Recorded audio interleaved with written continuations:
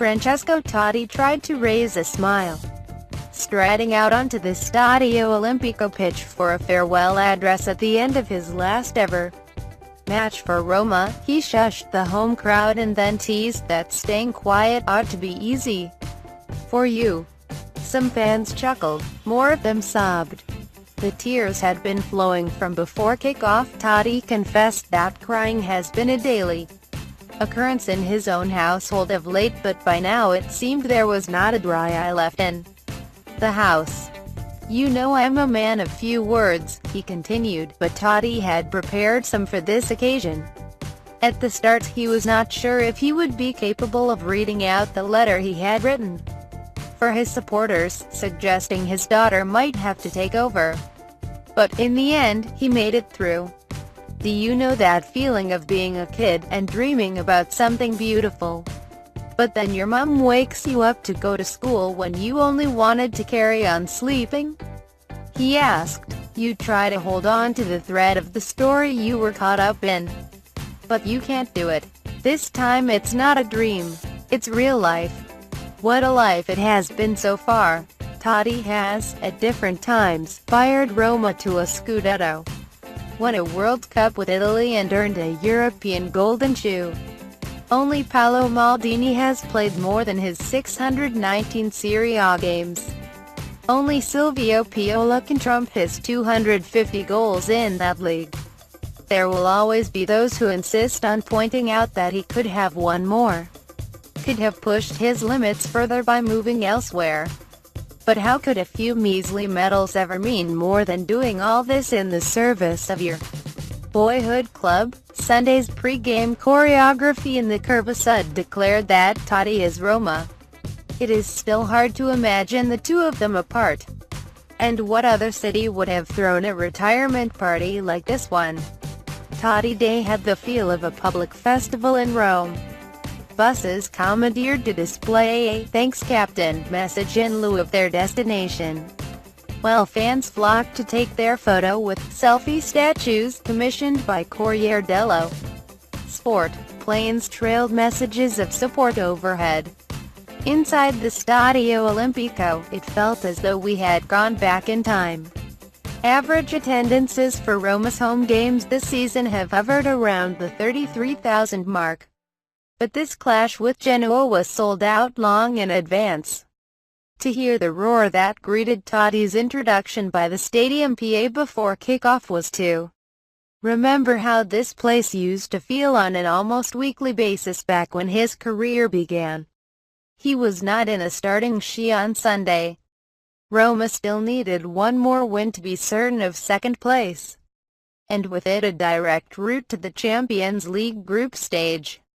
The prize money on offer was too important to the club's financial plans to be overlooked for sentiment's sake. And if anyone presumed Genoa had come along just to play a supporting role in these festivities, then they would be quickly disabused of that thought. The visitors took the lead in the third minute through a 16-year-old named Pietro Pellegrini. He was born in 2001, the same year Totti won his Scudetto. Edin Dzeko soon grabbed an equalizer, but Roma frittered away chances to get their noses in front before halftime. In the stands, fans fretted. Would Totti's introduction be delayed if the result stayed in the balance? Apparently not. Roma's iconic number 10 was sent on with just under 10 minutes played in the second half. The scores were still level and, in truth, his arrival did cost the hosts some momentum. Totti replaced Mohamed Salah, whose pace and directness had unsettled the Genoa defense. Now the build-up play became slower, more ponderous. At times he dropped so deep that he seemed to be playing in midfield. There were glimpses of class to admire. One moment Totti was taming a high ball over his shoulder with a first-time pass. The next shifting the ball effortlessly between his left and right feet before slipping a through ball between two defenders. He completed one pass off the back of his shoulders. Totti might have had an assist in the 69th minute. when he floated a 40-yard ball over the defense for Stefan El Shaarawy, whose close-range header was saved by Eugenio Lamana at close range. And perhaps he would have had a goal of his own in the 75th, had Daniele De Rossi not beaten him to a loose ball inside Genoa's penalty area, driving it into the bottom corner. There was a flash of frustration on Totti's face as his teammates ran to celebrate under the curva. Although he got over it in time to join them, it felt as though a baton had been passed. De Rossi was known through the early part of his career in Rome as Capitan Futuro, the future captain. At last, it was his turn to lead. Genoa, though, still had no interest in narratives. They equalized through Darko Lazovic, then very nearly took the lead when the same player struck the post. With Napoli romping towards a comfortable win at Sampdoria, Roma were set to fall to third. It was not Totti who rode to their rescue, but another substitute with a name that rhymes. In the 90th minute, Diego Perotti pounced on Edin Dzeko's knockdown for the winner. The Stadio Olimpico erupted with joy. The tears would follow soon afterwards. Totti was granted a guard of honor by his teammates, took a slow lap of the stadium and gave his final address. Cynics might scoff at the melodrama, but beneath the pageantry lay something that most of us can relate to. That feeling of a happy chapter of life ending, of saying goodbye to the familiar and stepping into the unknown. We still do not know, officially, what Totti will do next. Perhaps he has not decided yet, either. There is a deal on the table for him to become a director of Roma, but many have suggested that he will end his status as a one-club man by jetting out to America for a season with Miami FC. At one point during his post-game monologue, he admitted candidly that, "I'm afraid, no wonder." For 28 of his 40 years on this planet, Totti has spent his days doing the same thing, kicking a ball around with his Roma teammates. He quite literally does not know what another life might look like. What we do know is that Serie A will not be the same without him. A player whom Diego Maradona described as the best I have ever seen. A man of few words, but many goals. The inimitable Francesco Totti. The final day drama was not restricted to events at the Stadio Olimpico. Crotone completed one of the greatest escapes in Serie A history, beating Lazio 3-1 and leapfrogging Empoli to avoid relegation. Such a scenario seemed implausible less than 2 months ago.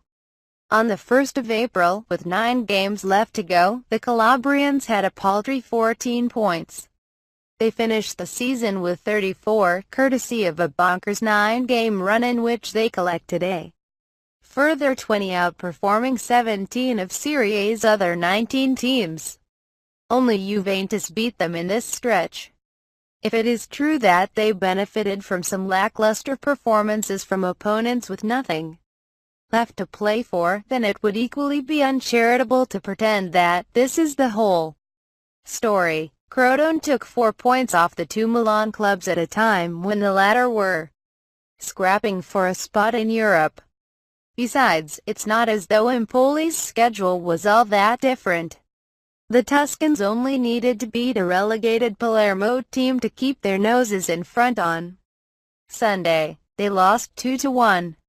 The true secret to Crotone's success might lie in simple consistency. They stuck with manager Davide Nicola at a time when many other clubs would not have. The club responded to a run of 5 consecutive defeats by issuing a vote of confidence in February, and did not waver when he took just 1 point from the next 3 games after that. Some reports claimed that it was only a lack of alternatives that drove Crotone to stand by their man. Perhaps that was so, but the club's directors also publicly accepted their share of the blame. It was not Nicola's fault after all. That they had begun the season playing home games in Pescara, almost 400 miles away, while Their Stadio Ezio Sida was being brought up to Serie A standards. One way or another, he turned things around, not with any great tactical masterstroke, but a mix of sheer bloody-mindedness and a Mike Bassett-esque 4-4-2. Well, that and a healthy dose of Diego Falcinelli, who scored his 13th goal of the season on Sunday. Viewed in the context of his team's performances and the relative scarcity of chances that generated, his was one of the most impressive seasons of any striker in the division. He is on the radar of Italy manager Gianpiero Ventura, and by now perhaps those of some wealthier clubs as well. This was a triumph of the collective, too, though. And Crotone's other 2 goals against Lazio came from Andrea Nalini, a winger who had made only 6 previous starts and never scored in the top flight. And so we turn back to Nicola, the man who made it all click. Last month he vowed to cycle from Crotone to Turin, a journey of around 800 miles, if his team avoided the drop. It is a promise he intends to keep. As Nicola observed on Sunday, that was always the easy part. Just some quick final thoughts, then, on the final weekend. Edin Dzeko is Serie A's capocannoniere for 2016-17, with 29 goals. His 9 assists were also a personal best. Though if you felt like being a curmudgeon you might also note that, according to the StatsBods at WhoScored.com, he missed more clear-cut chances than any other player in Serie A as well. Regardless, it was certainly a fun chase this season, with Dries Mertens, who, of course, only started playing up front in October, finishing just 1 behind. Indeed, after Juventus seemed to cruise to their 6th consecutive title, this feels like an opportune moment to note that both Roma and Napoli set new club records for points earned this season, with 87 and 86 respectively. They both did it in style, too, scoring more than 90 goals each. Lorenzo Insigne's gorgeous chip for Napoli's second against Samp was indicative of the quality we have seen. Moise Kean became the first player born in the 2000s ever to score in one of Europe's top 5 leagues, when he snatched a late winner against Bologna. But then Pellegrini, 13 months younger, topped him just 24 hours later. 3 more goals conceded for Joe Hart in his final match with Torino, making a total of 62 in 36 Serie A appearances. As noted here previously, he can hardly shoulder all of the blame on a team that attacks so brazenly and defends so shakily.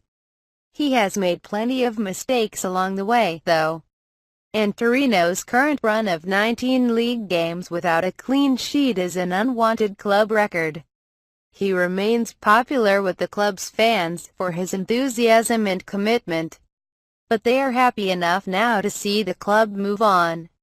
Results: Atalanta 1-0 Chievo, Bologna 1-2 Juventus, Cagliari 2-1 Milan, Crotone 3-1 Lazio, Fiorentina 2-2 Pescara, Internazionale 5-2 Udinese, Palermo 2-1 Empoli, Roma 3-2 Genoa, Sampdoria 2-4 Napoli, Torino 5-2 Udinese.